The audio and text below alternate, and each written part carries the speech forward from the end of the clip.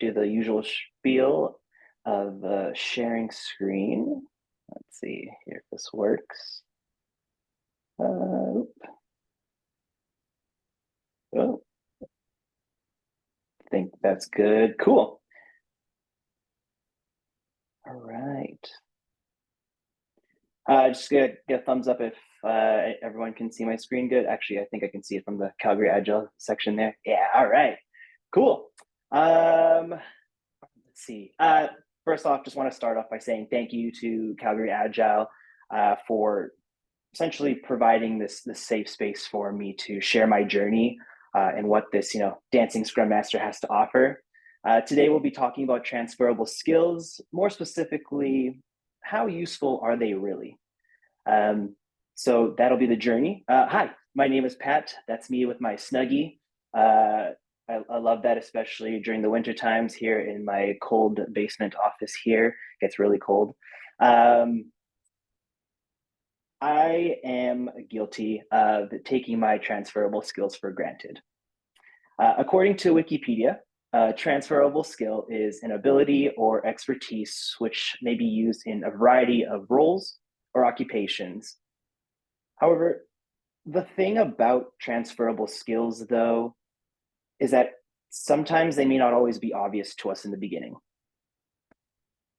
Within the last 8 months, I went through the second layoff of my life, witnessed the wildfires close to home here in West Kelowna, dealt with a death of a loved one, and then also got back into teaching dance. These are just a few situations that I've experienced in order that inspired today's talk. And I want to take this opportunity to share my Agile journey and how it has played an enormous part in me becoming a better dance teacher for my students. My goal today is to inspire you to discover the endless possibilities of where your transferable skills can take you. Before I start on that journey, I would like to invite everyone to this Menti kind of board here, completely optional. I just want to get a feel of writing down what folks enjoy doing outside of their daily job. So if you want to join menti.com and use this code to log in or scan with the QR code, or if you prefer old-fashioned pen and paper, I just want to have a moment for us to kind of reflect and just really think about what it is that we enjoy doing during our free time. I'll give folks about a minute or so here.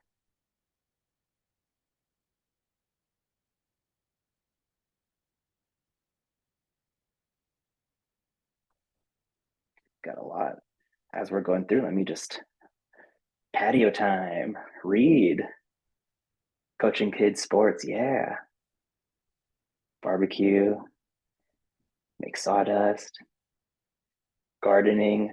That's a big one. My partner is into that, and she is also planning on getting chickens by the end of this month. And I don't doubt that we're going to have a farm in the next couple of years. What else? Watching cricket, awesome. Movies, teaching kung fu, that's awesome. Bird watching, reading and writing, exercising, building mobile apps, yeah. Listening to music, mountain biking, golfing. Oh, this is awesome. Eating chickens, yeah.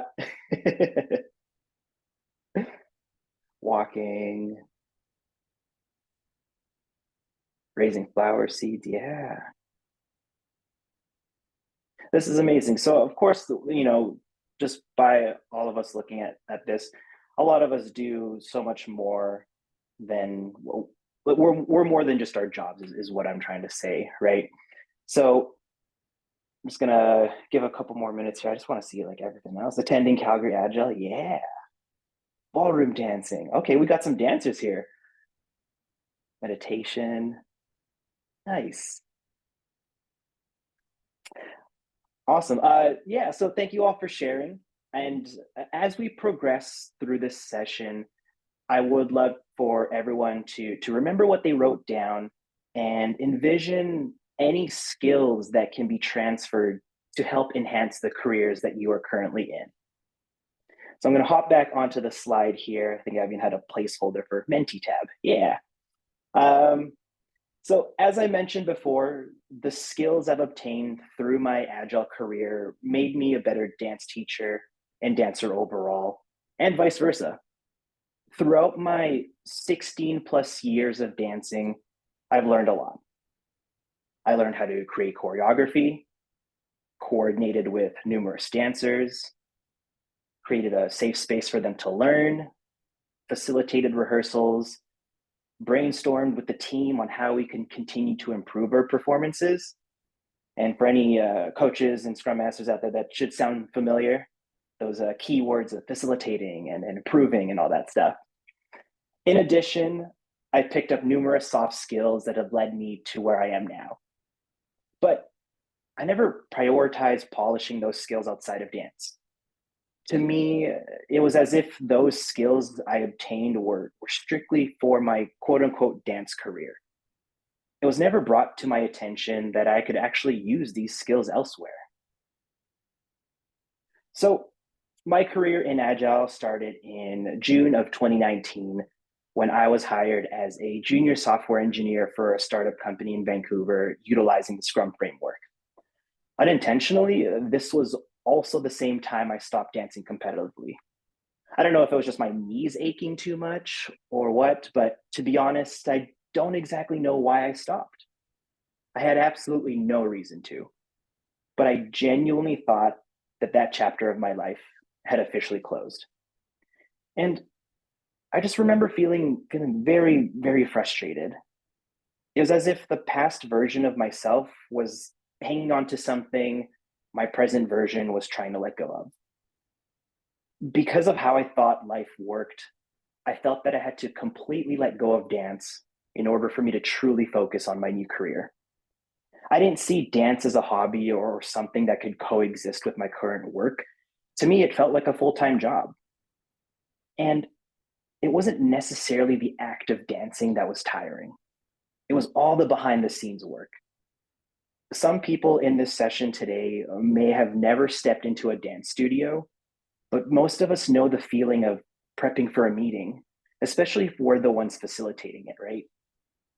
Again, not so sure why I thought I had to, but letting go of dance also felt like I had to let go of those skills I absorbed throughout the years. As we progress in this timeline, we move on to December 2020, the year of change, as I call it. I've been promoted from junior to intermediate software engineer. And like most promotions that I've experienced in my lifetime, doubt and imposter syndrome came in full swing. Although the promotion was great, it added immense stress because I didn't think I deserved it. I still felt really lost and wasn't as confident as I wanted to be. During this mid-career crisis, my journey was about to reach another fork in the road. It wasn't that I didn't like coding. In fact, I enjoyed it because it was the most creative thing that I've done since moving on from dance. I think I was slowly discovering where I wanted to focus my time more, which was front-end work. But at the time, most of what I was working on was back-end development. Because I wasn't happy with what I was currently doing, I began searching for other opportunities. And you know the saying, when you look for something, it won't happen or it won't appear. But the moment that you stop, life will present you with an opportunity. Fun fact, that's actually how I met my soon-to-be wife. The moment I stopped trying so hard, this amazing, wonderful human being appeared in my life. And we are then now getting married in about 2 months, which is crazy. So anyways, I had been searching for front-end roles for a few months.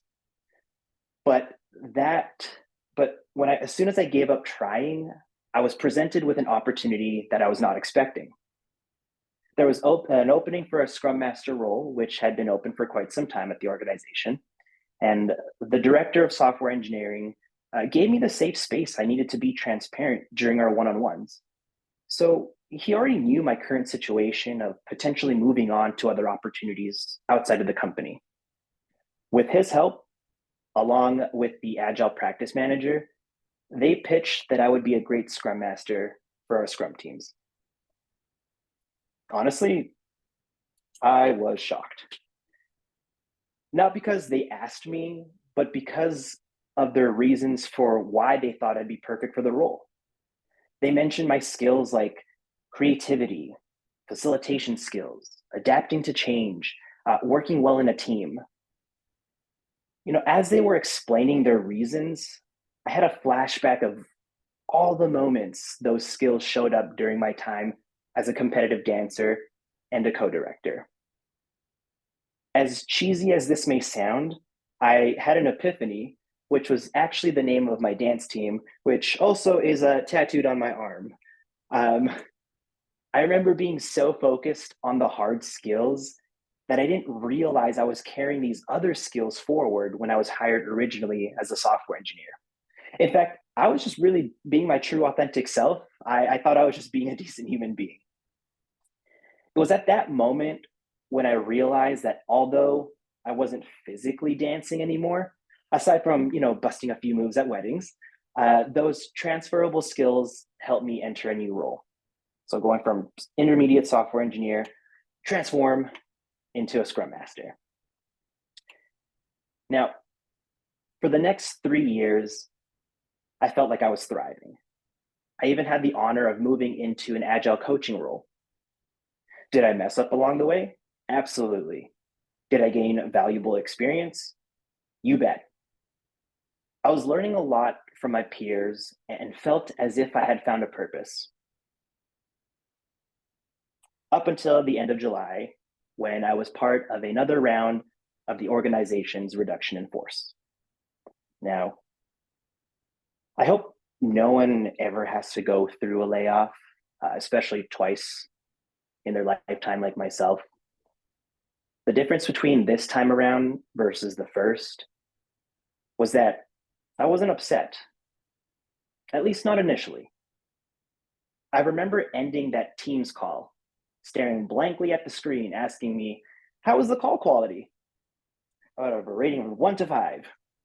And during that, I was just having vivid flashbacks of everything I did at that company.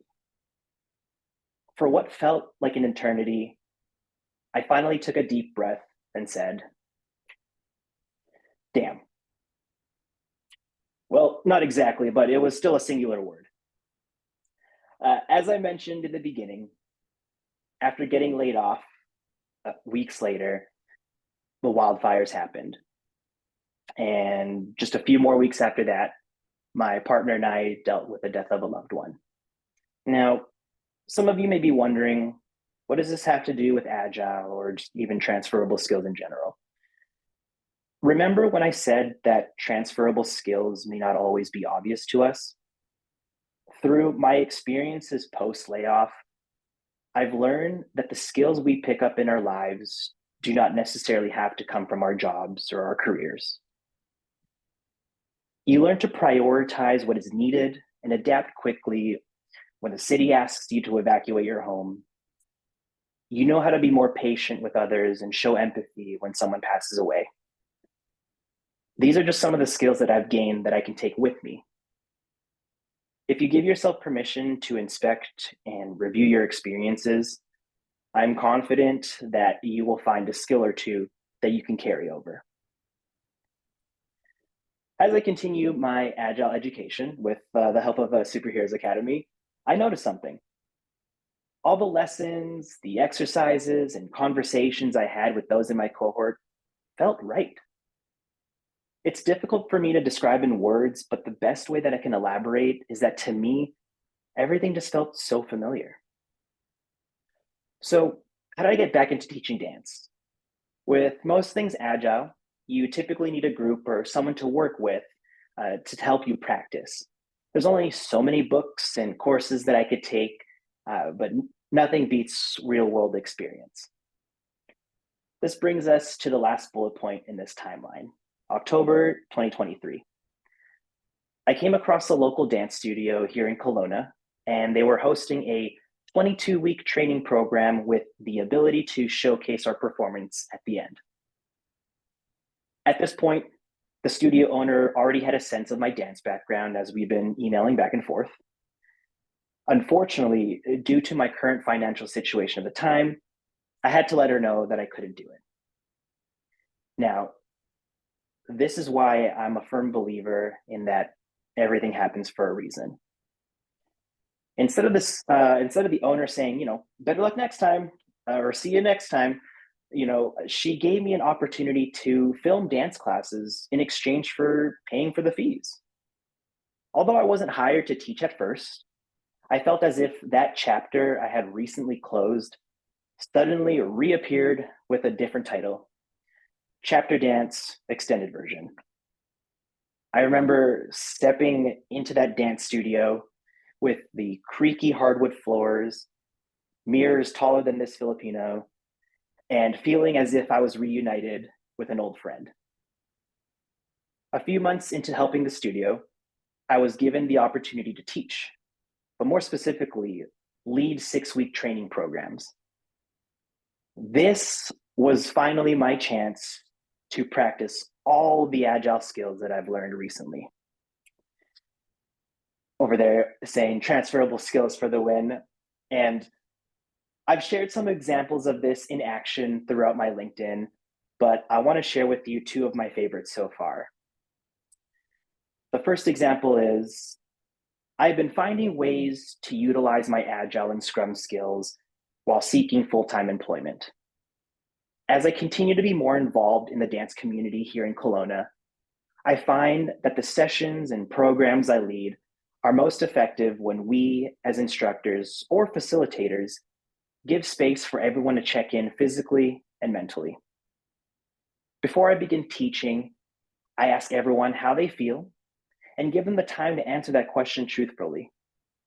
I acknowledge their answers and inform them that this is a safe space to create. Some students have never stepped into a studio, while others have been dancing for years.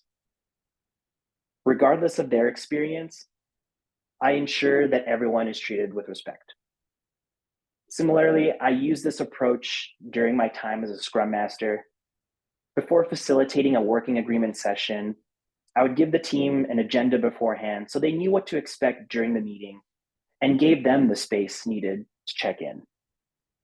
The impact that this made in both scenarios allowed everyone to show up authentically and motivated others to step outside of their comfort zone. Now, the second example. It's been a couple of years since I taught in a group setting, and one thing I noticed throughout the class was my confidence. My skills from facilitating Scrum events showed as I guided my students throughout the class. I was more attentive, ensuring everyone, all 15 of them, was having fun, and adjusting my teaching pace when I noticed specific body language from individuals. Due to my previous experience, I was able to challenge the class, yet slow down when necessary. So do not take your transferable skills for granted.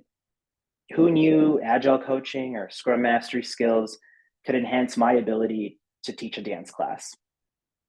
Everyone has a transferable skill that can be used anywhere in and out of their career. Now, reflection time. For those that had the ability to kind of join us in that mentee board, I just want us to kind of just reflect of the things that you wrote down. Just silently reflect, give you all about a minute or so to just really think about what you wrote down and see what skills you could use or that you can take from what you wrote down into your career or into your job or into something completely different. So I know some folks here, if I go back to that mentee board, we have reading, we have cycling, we have walking. I want people to just really think about what it is what are some of the skills that can be used in other aspects of that. I'll give folks here about a minute to just think about it.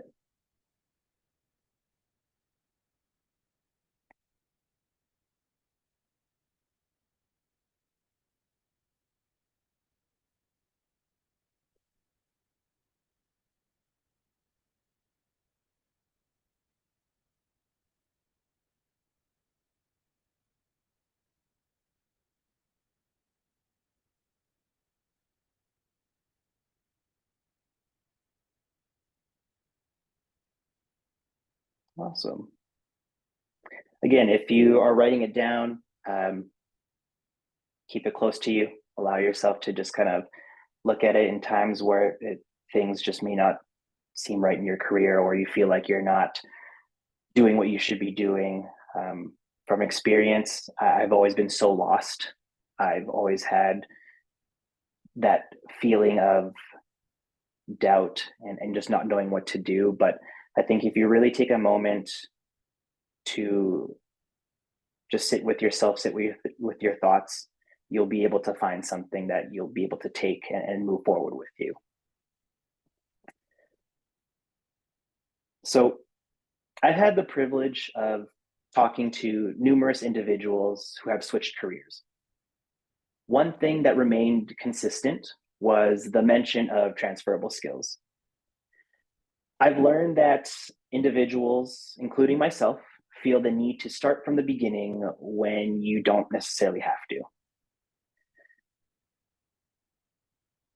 So take a moment to observe your skills and just leverage what you already have. Now, I know this is an Agile talk, but I want to use this opportunity to end the session like how I end all my dance classes. Thank you. Thank you to each and every one of you for giving me the space to share a bit of my creativity.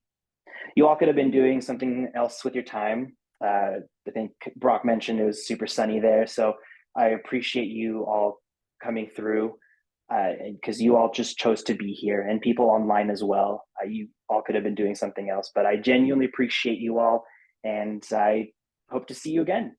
If you'd like to keep in touch, feel free to connect with me on LinkedIn. If you want to know more about the individuals that I mentioned who've switched careers, visit my podcast, Learn Stuff on Spotify. The guests I've had the honor of speaking with, one started as an accountant and is now a psychologist. Another was a nursing student who ended up pursuing a career in dance and has been in Disney and Apple productions. That podcast itself is just the opportunity to share past, present experiences so that others that are consuming the content may be able to learn stuff. Other than that, thank you so much for everyone's time. I really appreciate you all.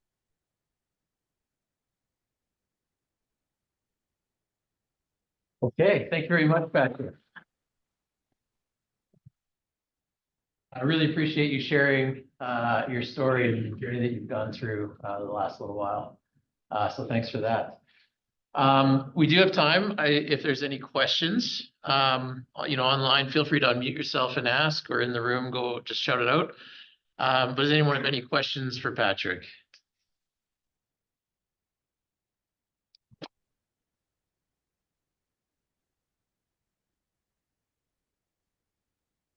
Patrick, are you planning on going back to Scrum Master or software development at all? Yeah, fun fact, this week, or Thursday today, is day 4 of my new job as a senior Scrum Master for BC Public Service. It's been a whirlwind, but it's very funny how life works, where a couple months ago I was not busy at all, trying to find something to do to kill the time. And now here I have the grateful opportunity to speak and present at Calgary Agile, also start a new job while prepping for a dance performance. I think it's in April 20th, so next Saturday. And on top of that, planning for a wedding. So everything kind of all happening at once versus a couple months ago when nothing was happening. Nice. Thank you.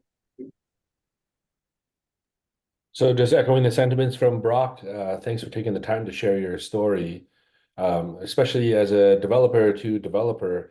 Developing your career as a programmer is one thing, but becoming a true developer, customer to customer, all the way left of the bang, all the way to the right of the bang, those require all those soft skills that you're talking about. And I think that they're vastly underappreciated in our industry in general, right? There's a certain amount of mastery and quorum required in those skill sets. in order for any leadership positions or senior roles, right? It's like once you become a chief architect, a lot of it is people coaching. It's not actual coding anymore, you know? Yeah.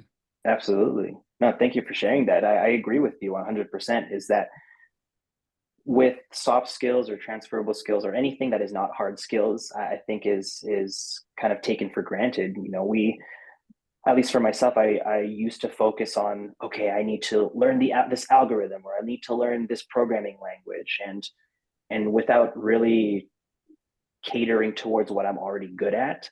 So, you know, my hope is that for those that feel that they're not utilizing their strong skills, just own it, because it really does go a long way. I truly would not be in the position that I'm in if it weren't for those soft skills, right? And you know, just for example, reaching out to Brock of just, hey, I'm down to do a presentation or something like that, or just being open, leading life with an open mind, really goes a long way, and just the opportunities that will present in people's lives is just amazing. So, yeah, thank you for sharing. If I might just add another thing there, you know, you might not be aware, but I heard from you saying, you know, one of those skills that you picked up is courage, right? So like that's a real thing, and just coming in front of other people and you know, expanding your different horizons out there. And then the second one there was active listening, right? So, you know, going back to your dancing, even as a master of dancing, no amount of mastery is what you needed to get all 15 of your students engaged, right? Like you needed other things too. Yeah. Absolutely. Yeah, I could walk into the studio, be the quote unquote best dancer there, but if I didn't have those skills of courage, active listening, or just, you know, allowing myself to, or my observation skills, it wouldn't matter if I'm, you know, if the spotlight's on me, right? So it does go a long way. And as I'm talking about it right now, it just goes, I'm just reflecting on all the rehearsals that we've done, and all the practices, and the routines that we've created leading up to this event. Majority of it isn't the choreography itself. It's really just about how can we get this group to dance a certain way or dance a certain style, and come into class knowing that they're going to have fun, and have that safe space. So yeah.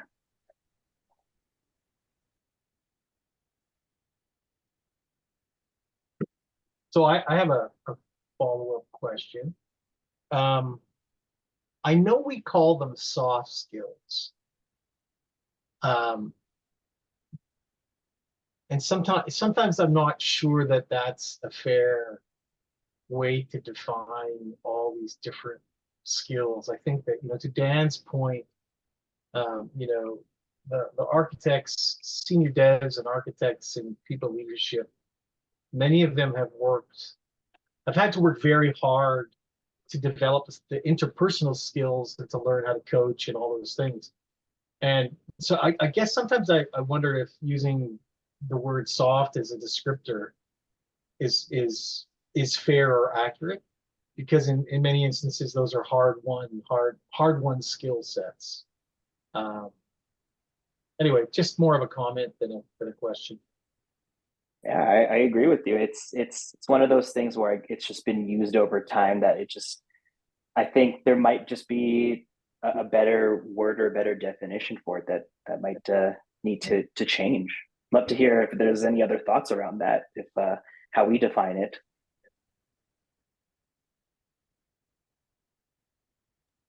So with my teams, I specifically try to change that behavior with like language change, and I use primary and secondary skills. Primary skills I characterize as the ones you get paid to do here. Secondary skills are the ones that you need in order to support those primary ones.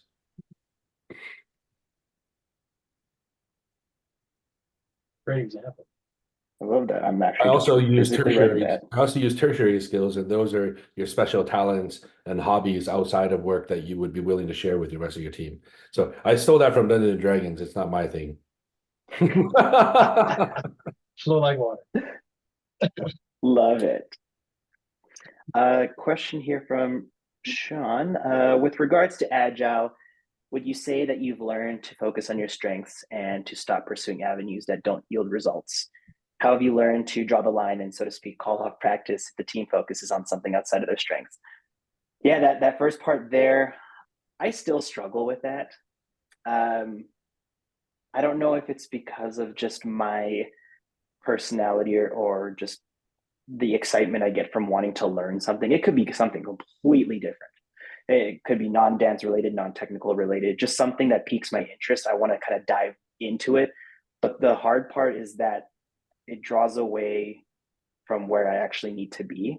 There's actually a book here. If I just grab it, Stolen Focus by Johan Hari, kind of just talking about how there's so many like distractions in life. And I think I suffer a lot from that. Sometimes I feel like I have some form of ADHD of just being interested in so many different things. So the question of have I learned to stop pursuing? I would say I've gotten a little bit better. I don't think I'm confident enough to say it's been full stop. If someone sends me a link right now that's like, hey, you should read this or check this out, especially if it's in like the personal development, coaching development kind of avenue, I'm going to go dive right into that and just kind of disregard what I was already doing. So I think the part of kind of how to draw the line is, at least what helps me in terms of regaining that focus is sometimes stepping out. If it's whether it's like in your environment, for example, if you've been working on something for so long and you realize that you haven't taken a break, like physically removing yourself, like going for a walk. I know it sounds very cheesy, it sounds very cliche, but the moment you give yourself time to breathe and allow yourself to move from one environment to another, I think that's what will help you kind of regain that focus and allow you to kind of get back into focusing on what you really need to focus on. But yeah, great question. Thank you.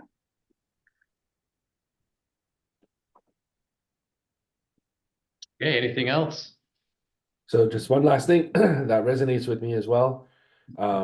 Oftentimes, just taking that short break, and a lot of people don't think about, carrying your wife over the threshold. You're about to do that. When they say the threshold, actually physically moving through a doorway for human beings has a psychological trigger that says scene change, right? And your emotional change too. So if you're feeling real heated in a conversation, step through a door and step back in again after a moment, and you'll notice that suddenly your freeze, flight, fight response is going to go away. Absolutely. I love that. Yeah, just the physical aspect of just walking through a door, that speaks wonders and speaks volume, especially for those of us that may be in back to back meetings. Like for me, this whole week has been onboarding, but they've also just kind of put me into, hey, let's facilitate it sprint planning week, so can you help us facilitate planning retro and sprint review? And it's just very, like, I almost forgot how overwhelming it can feel, because when you're teaching a dance class, you kind of just show up for an hour, 2 hours, teach the team, and then you go drive back home and unwind. But when you are in a meeting, whether it's physical or virtual, the fact that your calendar is just almost blocked for the entire day can be very overwhelming. And meeting fatigue is something that I'm very, I guess, used to, but wish it wasn't a thing. But it is real. So yeah, even when conversations get heated or you feel like your brain is starting to be a little bit foggy, yeah, walking through a door, in and out, and just kind of resetting that mind frame. Awesome. Okay, well, thank you again, Patrick, for being here speaking with us. Congratulations on your upcoming wedding. Hope that all goes well for you and all your planning that you have to do. And thank you everyone for joining us tonight, in person and online. It's been great to have you with us. Next month, so in May, we're having Mick Fagan join us. He's a certified enterprise coach from Australia. And he'll be joining us remotely, and he's talking about, his title is From Witch Hunt to the Birth of Science, Agile Business Insights from Kepler. And so there's some math and some statistics and some other things in there. It's going to be really interesting. So please join us for that as well. And I see Dan has the QR code for feedback. So please scan that provide us with some feedback on the session tonight, maybe things we can do differently or other things you'd like to see here at Calgary Agile. We'd love to hear from you. And then with that, my notes say stay warm, everyone, but since everyone's outside in the warmth, I think we're past that time. So happy spring. And we'll see you next time. I noticed you got shorts on, Brock. And I was going to say, I'm very jealous. Yeah, how warm is it where you are? Because it's not that warm where I live. Yeah. It doesn't have to be that warm for shorts weather, though. I actually never stopped wearing shorts, right? Shorts and a hoodie, that's so Canadian. Awesome. Thank you, everyone, again. If anyone ever visits Kelowna, I teach beginner, intermediate, advanced hip hop. We also have other styles of dance, such as jazz, lyrical. If anyone wants to stop by in the summer in the Okanagan, feel free to let me know, and I'd be happy to grab coffee. Thanks, everyone. Hey, Patrick. Yeah. Hey, just a super quick question. Yes. This is an aside. How big is the Agile community in Kelowna? Because we've been thinking about trying to do Agile Open in Kelowna, so it's Calgary, Kelowna, Victoria, but we're just a lot of contacts in Kelowna other than like Mike Bauer and a couple of people. Funny enough, I've been looking for the last 8 months if there was anything like that, and I think I was speaking with Erkon and Brock of just like, should I start one? So I'd be more than happy to kind of connect and see if we can come up with something here in Kelowna, because I don't think there's anything. I could be wrong, but someone that doesn't have a job for 8 months has a lot of free time. So I've yet to find any kind of Agile kind of space here in Kelowna, but I think there should be one. That's for sure. I might just, sorry for taking over for a second there. Might just ping you about that. Yeah. See what kind of opportunities we've got. Absolutely. Please do. Thank you. Am I closing the space? Yeah, you have to wind up. Yeah. All right. Thanks for showing up, everybody. Hope you have a great evening. Take care, everyone. Stay warm. Stay warm. Bye. Thanks, everyone.